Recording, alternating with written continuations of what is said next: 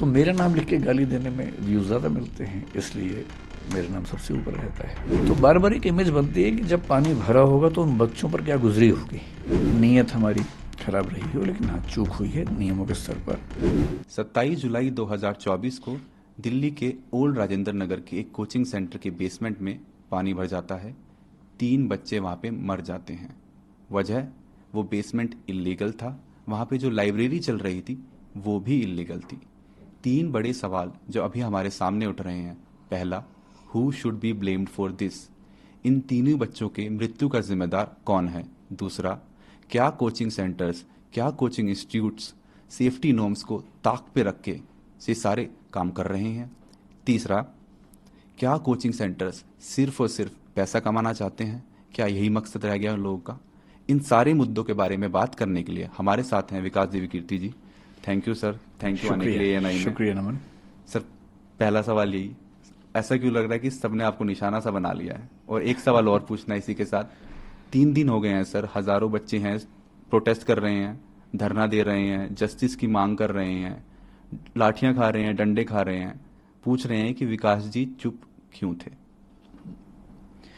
तो 2 सवाल हैं, एक तो कि मैं चुप क्यों था, और दूसरा कि पहले सवाल आपने क्या पूछा कि ऐसा लग रहा है कि सबने आपके हाँ, ऊपर निशाना सबने साध दिया मुझ है। पर क्यों निशाना साध हाँ, लिया है। एकदम अर्जुन की आंख की तरह उन्होंने, मछली की आंख की तरह आप पे निशाना साध दिया।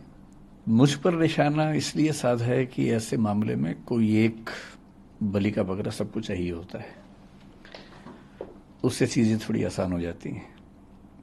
प्रशासन के लिए आसान हो जाता है कि हम बच गए, एक का नाम लगा दो।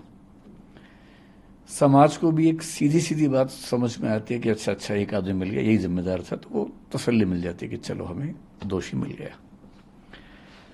और जो कॉम्पिटिटर्स हैं उनको ये लगता है कि अच्छा मौका है, इसी में स्कोर सेटल कर लिया जाए, हिसाब बराबर कर लिया जाए।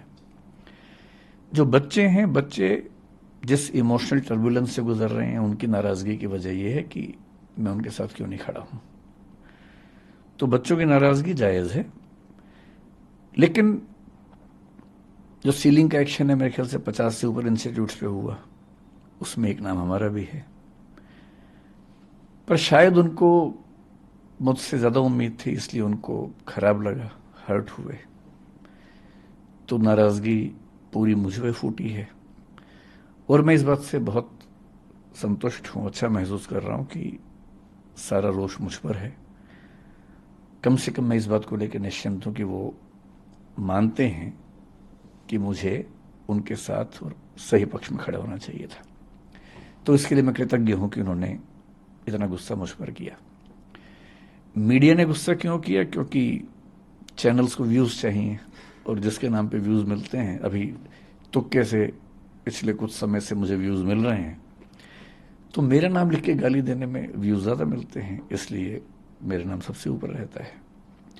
तो सबकी अपनी अपनी वजह है। जैसे आज़ादी की लड़ाई में वजहें सबकी अपनी अपनी थी, उन सबका नाम था आज़ादी, अंग्रेज़ों से मुक्ति। तो इस मामले में भी वजहें सबकी अपनी अपनी हैं, लेकिन सबके पास एक सुविधाजनक नाम है कि उसको गाली दो, कुछ कुछ वर्चुअल मॉब लिंचिंग जैसा करो, और सुख भी मिलता है। जब हम किसी को गाली देते हैं तो सुख तो मिलता ही है।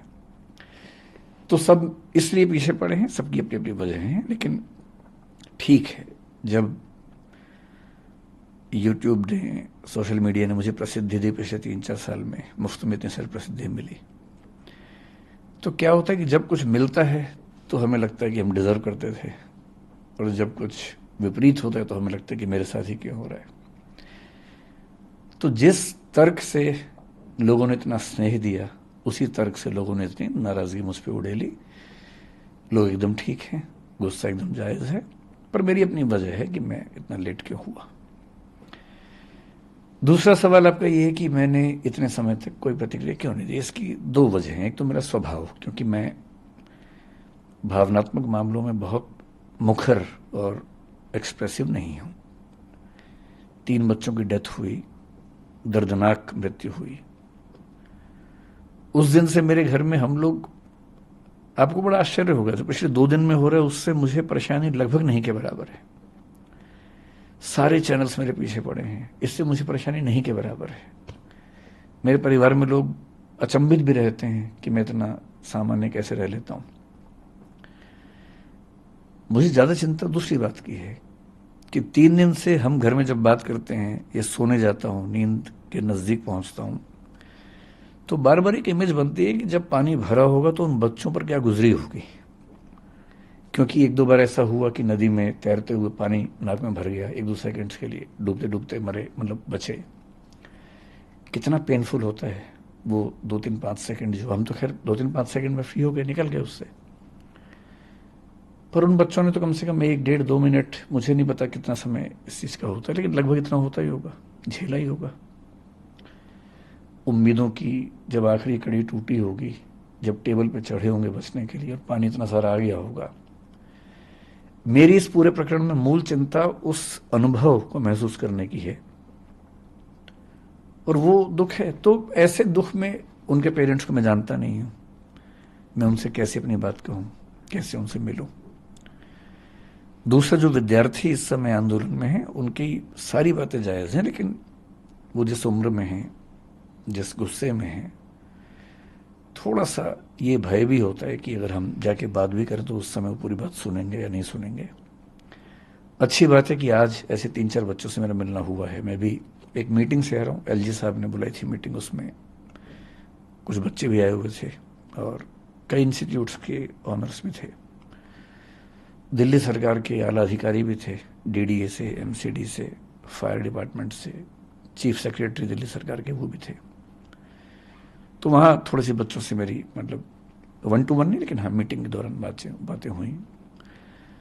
अब मुझे लगता है कि वो सहजता है, हो सकता है कि मैं आज या कल में बच्चों से मिलूंगा। क्या दिल्ली सरकार का कोई मंत्री, जिस मीटिंग का आप जिक्र कर रहे हैं एलजी साहब के साथ अभी चंद घंटों पहले हुई, क्या कोई दिल्ली सरकार का मंत्री भी था उसमें? नहीं, एक भी मंत्री नहीं था दिल्ली सरकार ये का। मामला अभी एलजी साहब हैंडल कर रहे हैं, तो ब्यूरोक्रेट्स बहुत सारे थे, दिल्ली सरकार का कोई मंत्री नहीं था उसमें। अगर आप कुछ बता सके कि उस मीटिंग में क्या बातचीत हुई, किन मुद्दों पे बात हुई और क्या सहमति बनी? मीटिंग बड़ी अच्छी हुई।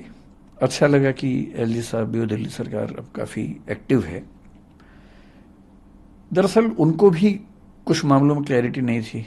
बच्चों की समस्याएं भी सुनी ने, कोचिंग इंस्टीट्यूट्स का अपना पक्ष क्या है वो भी सुना, कौन से ऐसे नियम कानून हैं जो कंफ्यूजन पैदा करते हैं वो भी सुना, सब नोट किया। उसके बाद एक छोटी कमेटी बनाई गई है, उस कमेटी में मैं भी हूं, कुछ टीचर्स और भी हैं उसमें। अगर मैं ठीक ध्यान कर रहा हूं तो दिल्ली के चीफ सेक्रेटरी भी हैं, डीडी एमसीडी के जो हेड्स हैं वो भी हैं। तो हम सब लोग अगले कुछ दिनों में कुछ मीटिंग्स करके इस समस्या का स्थायी समाधान निकालने का प्रयास करेंगे।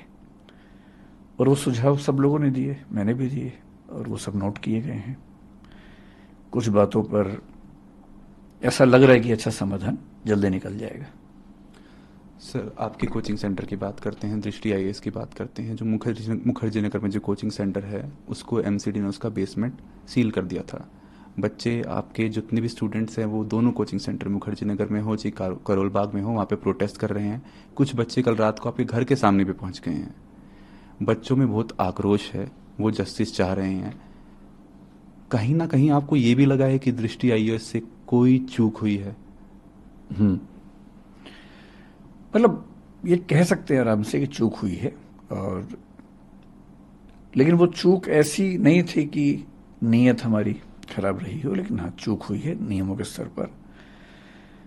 इंटरेस्टिंग बात या विचित्र बात यह है कि अगर आप मुझसे पूछें कि दिल्ली में कितने कोचिंग इंस्टीट्यूट्स हैं, मेरा ख्याल है कि उनकी संख्या कम से कम 1000 तो होगी ही, शायद ज्यादा होगा, 2000 भी हो सकते हैं, ज्यादा भी हो सकते हैं।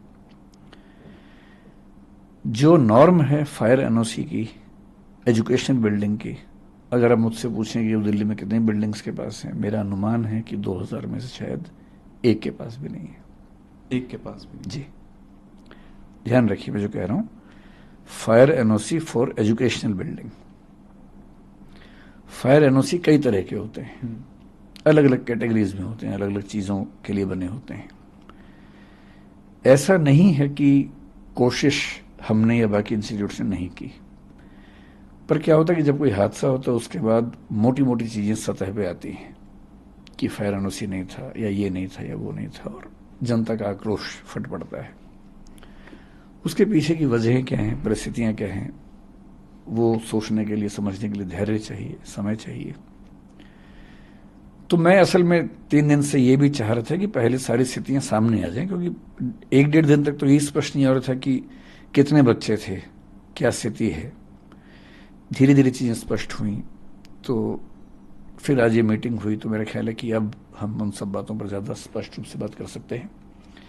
जहाँ तक बात है हमारी बेसमेंट की, हमारी बेसमेंट मुखर्जी नगर में थी। करोल बाग में हमारे पास 4-5 बिल्डिंग्स हैं, उनमें से एक बिल्डिंग की बेसमेंट सील हुई है। बेसमेंट जो करोल बाग में थी वो अप्रूव्ड बेसमेंट है, अप्रूव्ड कमर्शियल बेसमेंट है, जिसमें एनओसी पे लिखा हुआ है कि उसमें ऑफिस चलाया जा सकता है। उसमें ऑफिस ही चल रहा था, पर अभी एमसीडी पर जो दबाव था, उन्होंने इनडिस्क्रिमिनेट तरीके से सबको सील किया है, हमें भी सील किया है। नेहरू विहार में जो बेसमेंट थी, जिसको लेके काफी ज्यादा शोर हुआ, दरअसल क्या होता है कि जैसी बेसमेंट की बात आई तो सबके मन में बेसमेंट की एक इमेज बन गई है, एक छवि बन गई है।